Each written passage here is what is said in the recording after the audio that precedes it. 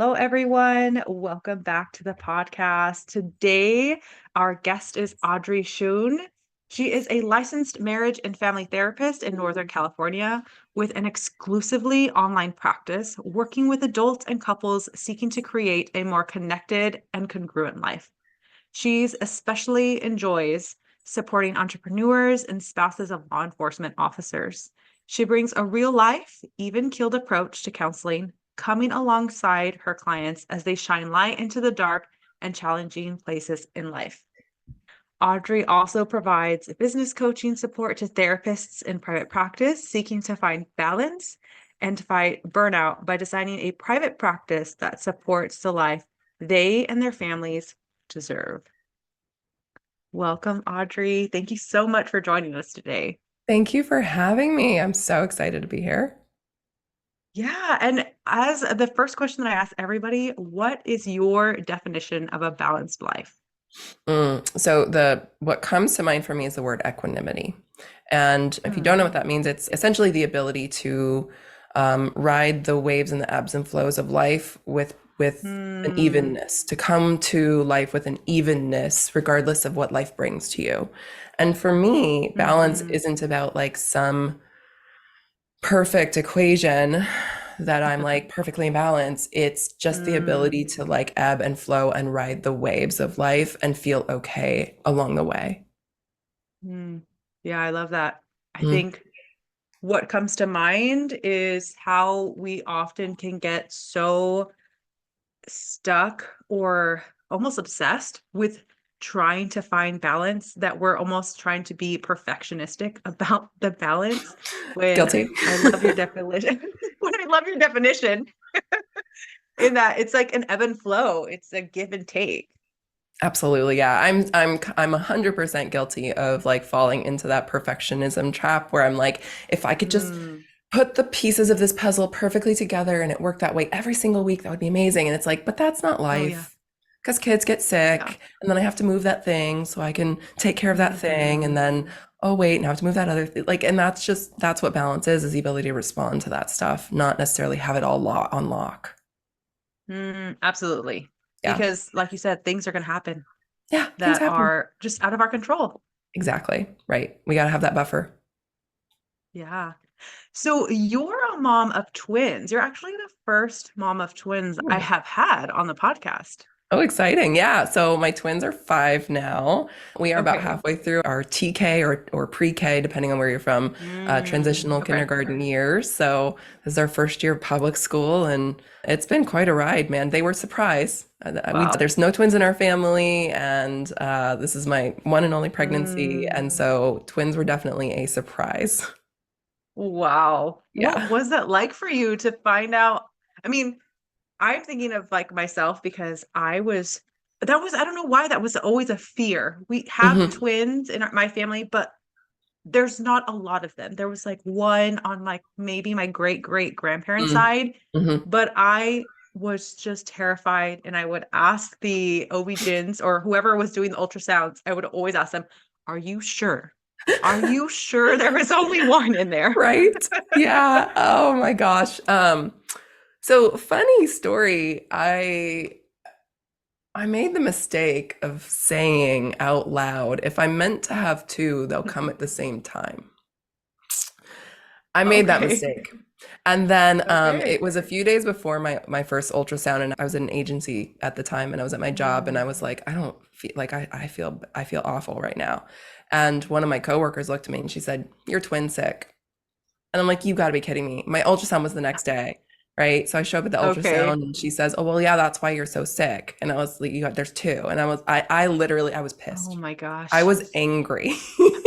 I Yeah. was so mad because I was like, no, I can't have my water birth and I can't have my doula, my midwife, and Oh, I can't have all these yeah. things that I wanted for my pregnancy and my birth. Mm. And it changed the trajectory of all of my prenatal care. And so initially, I was Mm. actually pretty upset about it because I knew what it meant about what my trajectory could look like. 50% Mhm. C-section rate, like Okay. common preterm birth. Like there's just so Mm. many things, more ultrasounds, more OB visits. There was so much about it that I was like, that's not what I hoped for. Yeah. Yeah.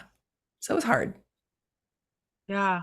And and that's common in and of itself in terms of the anxiety around how we want our pregnancy experience to Mhm. go and how moms or, women want their births to go. Oh, yeah. And so how did you get through, cope with that anxiety?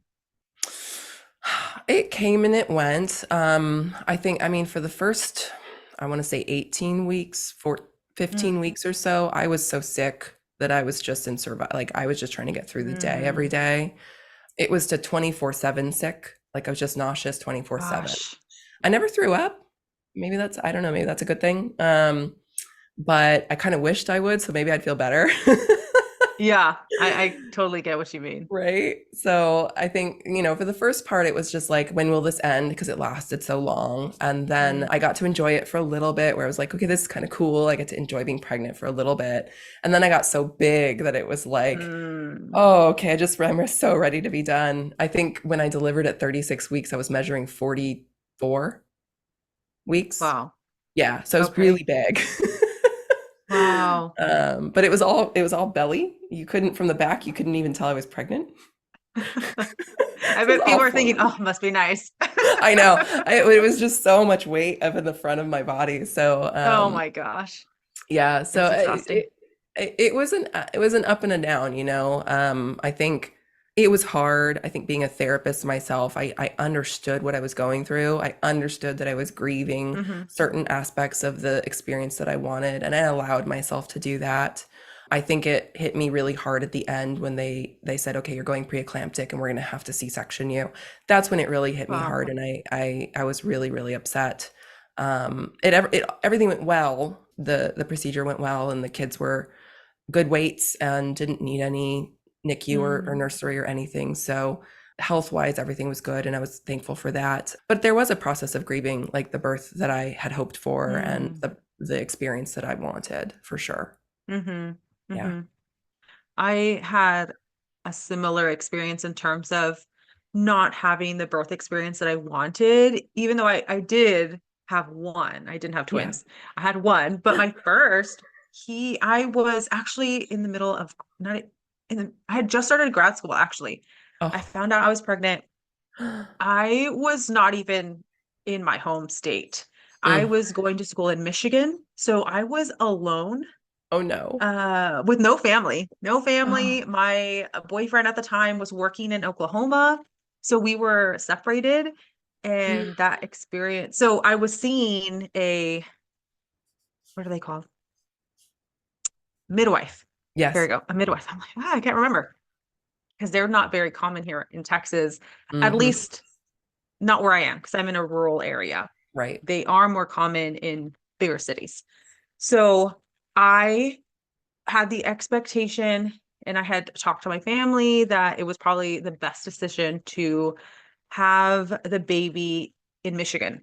Mm-hmm. Well, at it was like the last month of my pregnancy. Hmm. My mom called me and she was basically like, I think you should have him here. And I was like, what? Yeah, I think you should have him here. And all I could think was, you're the one who told me that I should have him in Michigan. Oh my I gosh. had this plan. I was also going to have a water birth, or at least the option. I was Right? going to have this nice room and a very supportive midwife, Mm. and I had a really great relationship with her, and that did not happen. Oh no. And although the experience for the most part was good. It was a good experience. Hmm. Luckily, I was able to get in with a doctor who made the experience really as good as it could be, I guess. Yeah. Um, Yeah. Yeah. there were no complications.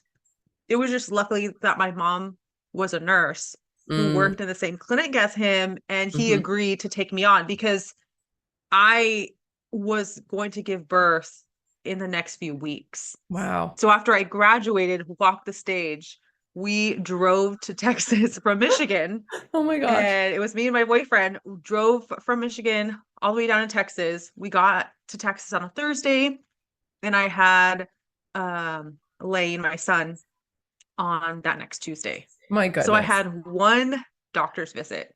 Oh, And so I met this doctor one time. And then the next time I saw him was when I gave birth. oh my So no gosh. relationship with him. And it was just like, okay, yep, here we go. Oh, wow. Wow. Oh man. That's crazy. Yeah. So yeah, it's hard when you don't get to experience a birth that you want, whether that's because the choice was taken from you, Hmm. unexpected events happened at the birth, Hmm. or it just wasn't an option because of the area you live in. They're all Yeah, really hard. it is. It is. And I think when you have twins too, like the common imagery, even the realistic imagery of Mm, what having a new baby in the home is like, is mm, nothing like what it's like to have two infants, right? And so, mm, you know, even the moments that should be calm and should be enjoyable end up being really chaotic and difficult. Like if I'm mm. nursing one baby and the other one's hungry, like if I'm having to nurse them separately, I almost always them at the same time. But then it becomes more of a logistical issue rather than like this nice bonding Yeah. moment, right? Mm, Um, mhm. and when one wakes up and the other one's sleeping and then they trade and then you never get a break because somebody's always Yeah. awake, and so there's all these things that happen when you have two infants that makes what the experience so different, that I think there was even a process of being like, this isn't what this is supposed to be like for me. Hmm. The first 2 years are hard. They're hard no matter what. Hmm. And then you Yeah. add a second infant and they Oh. get really Hmm. hard. And you're Oh, like, yeah. wow, okay, this is something else, man. Hmm. Yeah. I mean, I had to, so my middle child, she's 3, but she's going to be 4 at the end of next month. At the end of, Yeah. well, we're probably going to release this episode in March. So at the end of February, my daughter will have turned 4. Yes. But I had to wrangle her clothes on today because Oh, she refused. So I can only imagine having to wrangle 2 kids' clothes on, and what that experience would be like at the same time. it's chaos. I can picture it. Yeah. Some Yeah. days are just, they call it, there's a term in the twin worlds, twinado. And I'm like, yeah, Oh. that's spot Hmm. on. Yeah. Oh Yeah. man. So it's Well, been so there you said they're 5 years they're old now. 5. Mm-hmm. Mm-hmm. How did you get to this point of, well, now I look at balance as an ebb and flow and going with that Yes. instead of, and I know you mentioned you struggled with, you struggle sometimes with not trying to come at this in too perfectionistic manner. Mm-hmm. How did you get to, now I feel like I can lead my balanced life and go with the flow? It's definitely been a lot of trial and error. I mean, I kind of had this approach to life even before I had the kids. And so I had some Mm, foundation in this idea of like, I need to make sure that I fit in to my life. And mm, so when I was working the agency job, 30 hours was considered full time. So I was full time at 30 hours. And I blocked my schedule in a way that I made sure I got to the gym and I trained for my, mm, things I was doing as an athlete. And I was able to incorporate my own stuff into my schedule in a way that worked. And luckily, I had a flexible work schedule, so I was able to flex my work schedule around the things that I enjoyed okay. doing. And that was something I valued really highly in that job, and one of the reasons I stayed for so Mm, long. And then after I had the kids, your life is not your own anymore so much. Like your time is not yours in the same mhm, way. And so I realized very, very quickly, I want to say within the first 3 months, that I was going to need to put some supports in place to be able to leave the house by myself. okay. And Mm, that's where it started, where I said, I need predictable times where I know that on Monday, Wednesday, and Friday from noon to 2 or noon to 1, I don't care. mm, I get to leave by myself. And yeah. so I started with that. And then I think when my kids were about 6 months old is when I started bringing in new private practice clients to my Okay. practice. And Mhm. I started really looking at my schedule again from that perspective of how do I put myself in there first? And then Mm. I put the rest of life in after that. And there are some non-negotiables, right? Like if Yeah. my childcare doesn't come until 9 a.m., then that's a hard line for me. I can't do anything Mhm. for me until after 9 a.m. because Yeah. I don't have support for that. So then I have to put myself in between the 9 and the 2 or the 9 and the 1 or whatever the childcare hours are. I had to make sure I put myself Mhm. in first. Then I put my work hours in Okay. after that. One of the ways that I do that now that they're in public school, is I don't see clients until 10 a.m. And Mm. even though I could see people as early as 9, I don't see anybody until Yeah. 10 because I can drop my kids off before 8. I can go to the gym Mhm. from 8 to 9. I can then have my time to get ready. And if my kid ends up sick, or if someone needs to be taken to grandma's house because, for Mhm. whatever reason, I have 2 hours of buffer time every morning Yeah. where I Mhm. can reschedule clients, I can make adjustments, I can respond to the needs of whatever's happening. And it'll Yeah. like, yeah, I miss my workout, but that's a lot easier to move than work. And Mhm. so I've built buffer times in, and it's again been a trial and error, Mhm. in the sense that where do I need them? How long do I need them to be? What does that mean about my life? And Yeah. either the supports or the schedule that I can have. Mhm. Yeah. And I think one thing to highlight is figuring out for the listeners what works best for them Yes, and being able to have this flexibility. I know not everyone has the luxury of being able to create their own hours, but if correct. you Yeah. do, use that time. Hmm. Schedule in yourself first. And I do the same thing. I don't see clients until 10 a.m. also Yeah. because of my kids. I don't want to be rushing to get back home by 8 or 9 to see Exactly. someone. And again, like you said, if a kid's sick, it gives me some time to drop them off somewhere Exactly. so that they can be cared for and I can still continue to see clients if I want to. And I get to have slow mornings because that's important for me.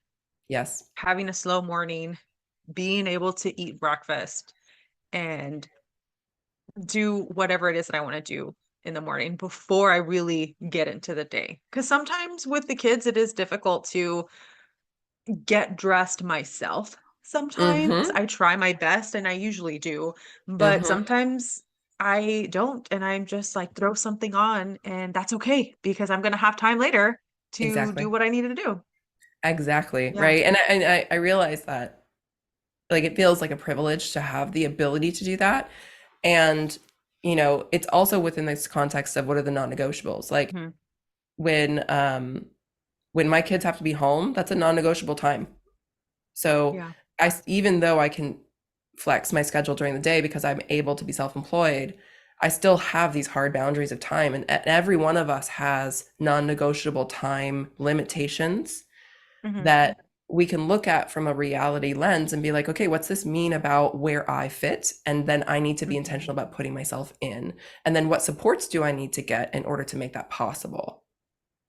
Absolutely. Yeah.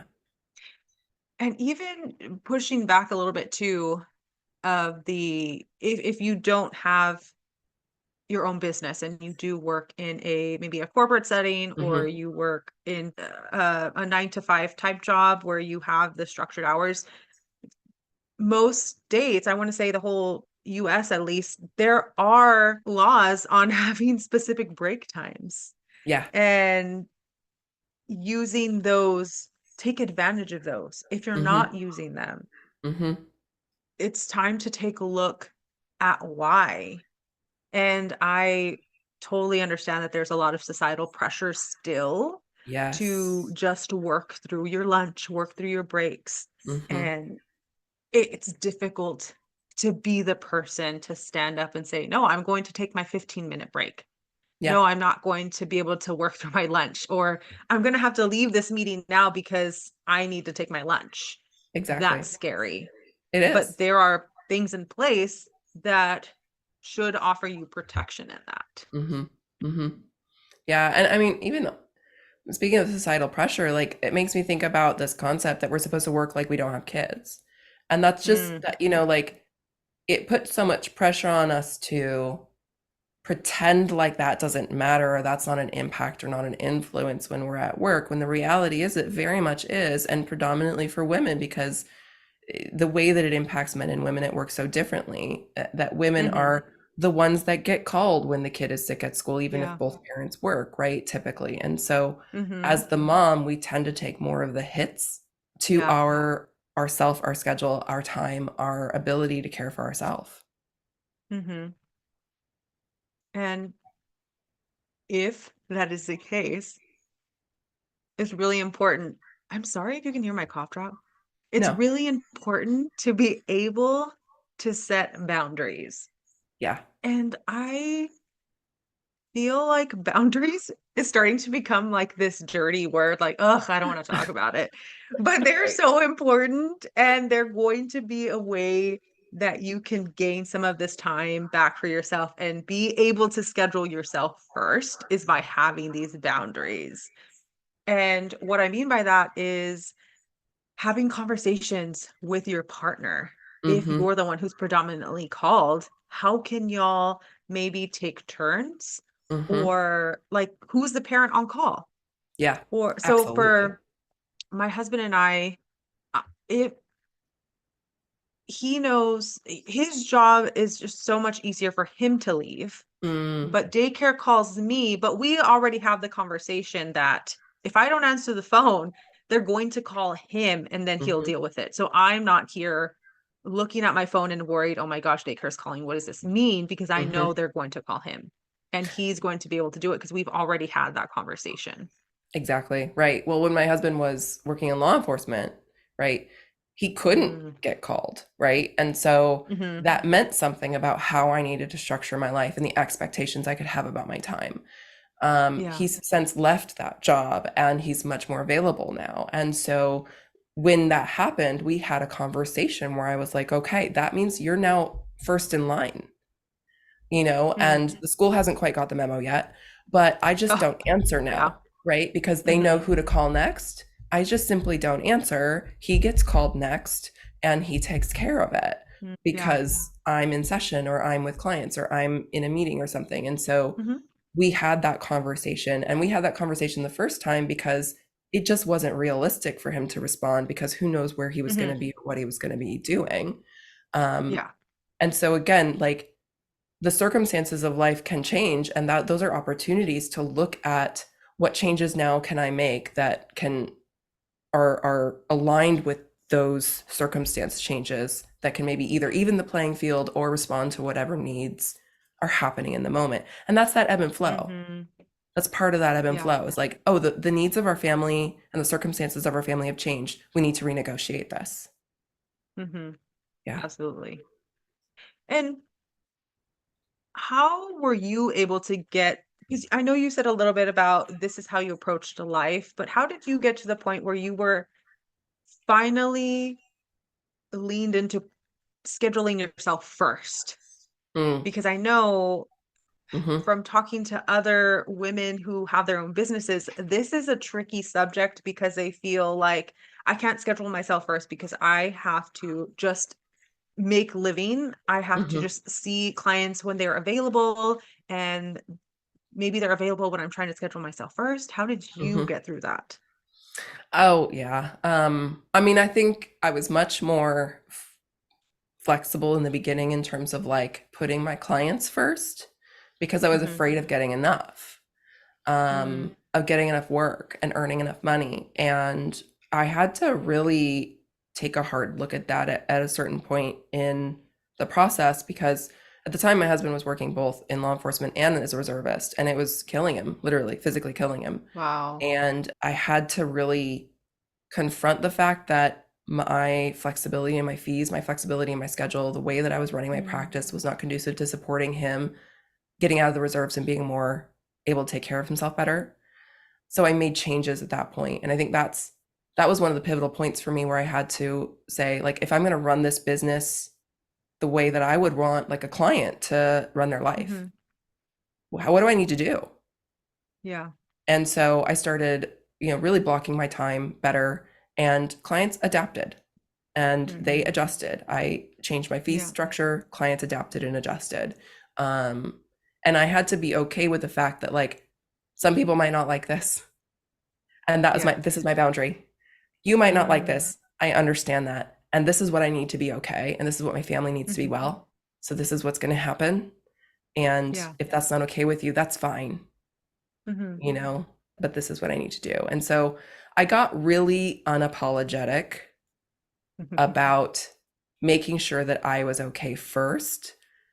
Probably because I did struggle with a lot of postpartum issues, anxiety, Mm. depression, and I realized that if I was going to be a good mom, which made me irritable and reactive and not a good Yeah. mom, like I didn't like the mom that Mm. I was or the person that I was.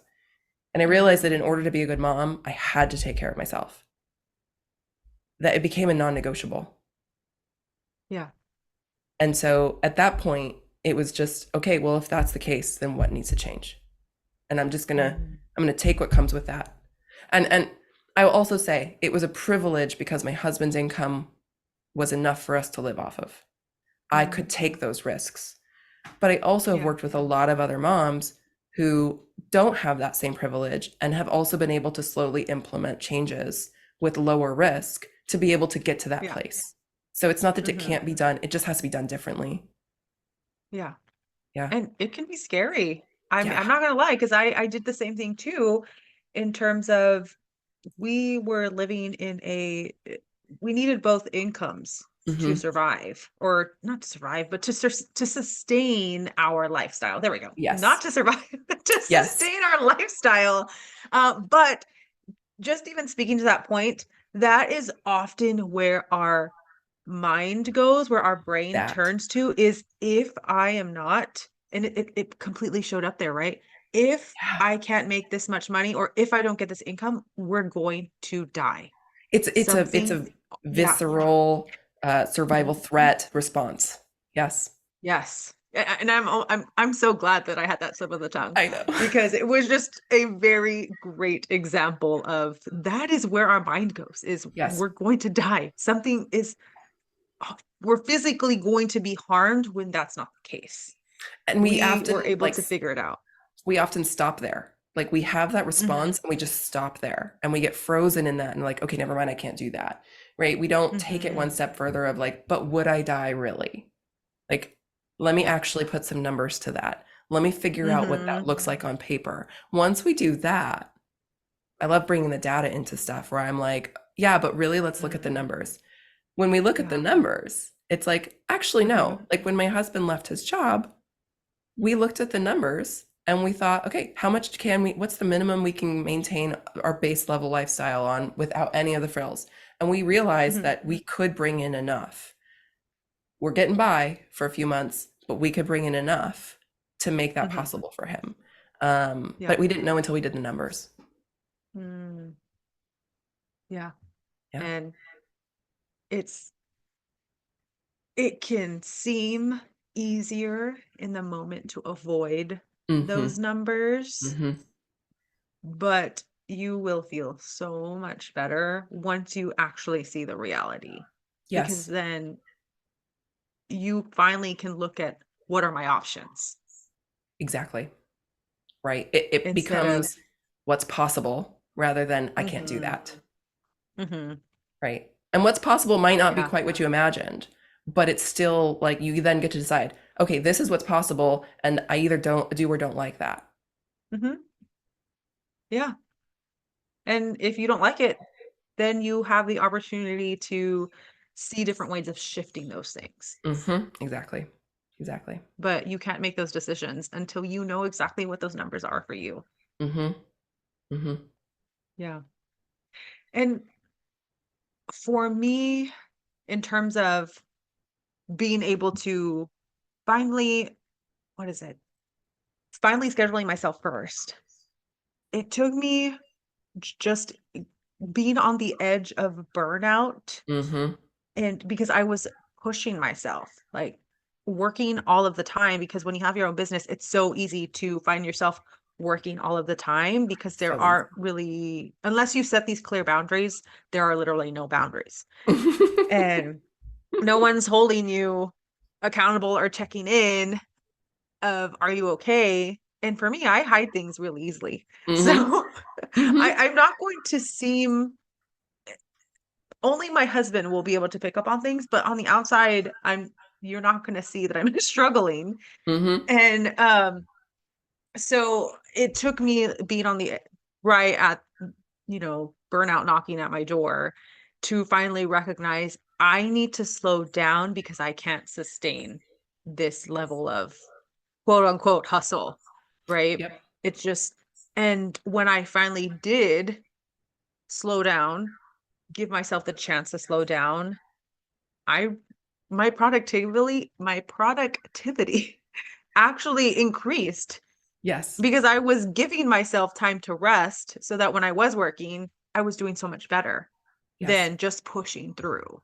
Yeah. I've had the same experience. And I think it's important to highlight this that, like, just because you have this quote figured out, this whole balance, ebb and flow thing, doesn't mean you can't get sucked back into the hustle trap, right?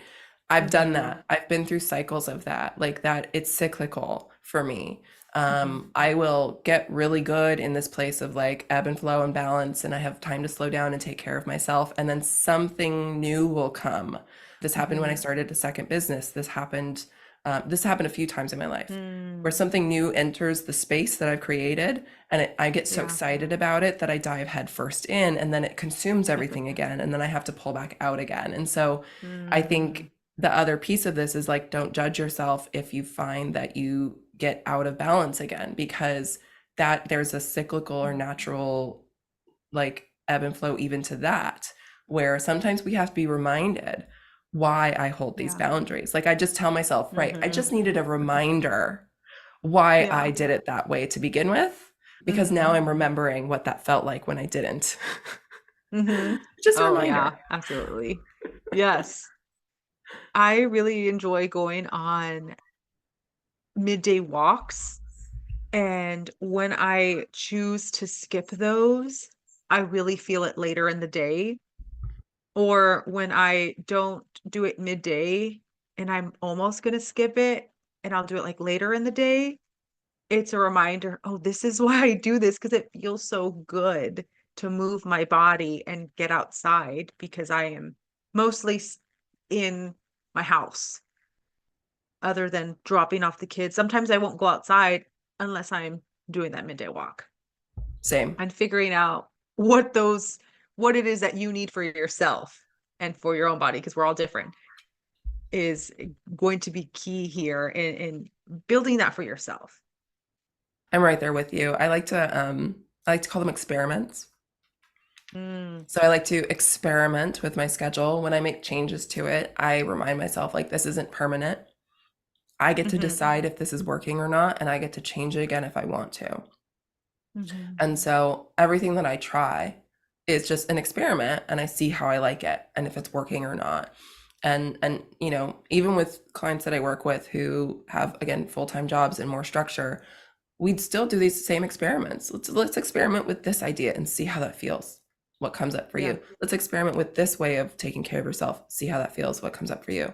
And so I think we all Hmm. have room to run these little experiments and follow the guide of our body and our well-being to tell us like that's Hmm. working, no that doesn't quite work. And there are some things that I want that doesn't work for my family. i'm a Hmm. I would love to be able to go on my computer at like 10 o'clock at night and spend an hour writing or Yeah. doing work related, like that's when I feel really creative when I write. Mm. But I can't because it doesn't work for my kids. Hmm. My kids are late to bed, and I sleep in we all sleep together. And so Okay. right now that time belongs to them. And I miss that, but I know that it doesn't work to have that right now, and that's fine. And that's okay. And I'm just like, Yeah. it's that experiment, see how it goes, make a decision, move on to the next thing. I'll have that back Hmm. eventually. That's okay. Yeah. And being able to give yourself that self-compassion, that instead of beating yourself up about it, Hmm. thinking I should be doing this, because that's only going to cause you more pain when it's not possible in this moment. Hmm. This, these moments in time, this however, maybe a year or less for some people. Maybe it's just a few months. There are times when you're not going to be able to do something that you want because of whatever is going on in that season of time for you. Hmm. Hmm. Exactly. Yeah. Mhm. And we also bed share. So I really resonate with that, Yes. because there are times when I'm thinking, because we're in bed early, Yeah. but our youngest, if I get up, he senses it Hmm. and will wake up. So if I Hmm. try and sneak out of the bed, it really just causes me more harm than anything, Yep. because then I'm anxious. Oh, did I hear him? Is that him? Is he awake? And I can't really concentrate. So Hmm. it's almost why bother? Oh, Because for I'm just sure. going to be frustrated. Well, Yeah. right. And then if they wake up when you're not there, then they get more anxious about you leaving when they after they fall Mm-hmm. asleep. And so it's even harder to get them to sleep. We went through that Yeah. whole thing. And so now I'm just Yes. like, I guess I'm just going to bed at 7 or 8. That's fine. I Yeah. guess I'm gonna try and Podcasts have become my best friend, because I was like, well, or audiobooks and podcasts, hmm. because I'm not tired at Right. 8:30. So I'll probably not actually fall asleep unless I'm really, really exhausted for some reason. Right. I won't probably fall asleep until 9:30, 10:30. Hmm. And I am not about to just lay there in bed, twiddling my thumbs. Exactly. Podcasts and audiobooks is something that I do frequently Oh my gosh, my while Audible with library. children. I have read, more Yeah. books since my kids were born than in the Mm. entirety of the rest of my life before, for exactly this Yeah. reason. Yes. And that was another thing that I had to come to terms with, because I absolutely love reading physical Mm, books. And I couldn't do that while laying, because then my arm would get tired, like trying to hold it like this, and arms get all cramped up and tired. So I had to give in to the audiobooks, but it'll do. And it's just what is it? What's the word? An adjustment for now. For I now. will be back to reading no time. Exactly. Yep. It's just for now. But we are getting close to the end of time. If Hmm. someone is thinking that they want to work with you, they're really feeling your energy and think, "Oh, I really want to work with Audrey." First, what do you offer to the different Yeah. people who might be listening? Yeah. And what's the best way to get in contact with you? Yeah, sure. So, for my therapy practice, I'm licensed in California and Texas, so I'm able to see clients that are physically located in both California and Texas. And I adore working with the Mm, anxious, high achieving perfectionist. I mean, it takes one to know one, right? yeah. But that's just my sweet spot. And love working with those clients. And I offer counseling, I offer brain spotting, which is a really exciting thing. Mm, And then you can go to my website, audreylmft.com. You can find me there and reach out. And if I'm not the one to help you, I'm happy to help direct you to someone who can, because it's really important to me to make sure that you get connected to somebody. mm, And then for therapists in private practice, and I've helped other helping professionals in private practice as well. For coaching, I have a Facebook group and I have a website. So if you want to go to the website, mm. balancedprivatepractice.com, you can find information about me, what I offer, what I do, and the different ways that you can work with me. Awesome. Well, thank you so much for joining us, Audrey, and I look forward to keeping connected. Wonderful. Thank you so much, Kayla. This was great. Yes. We'll see you. Bye-bye.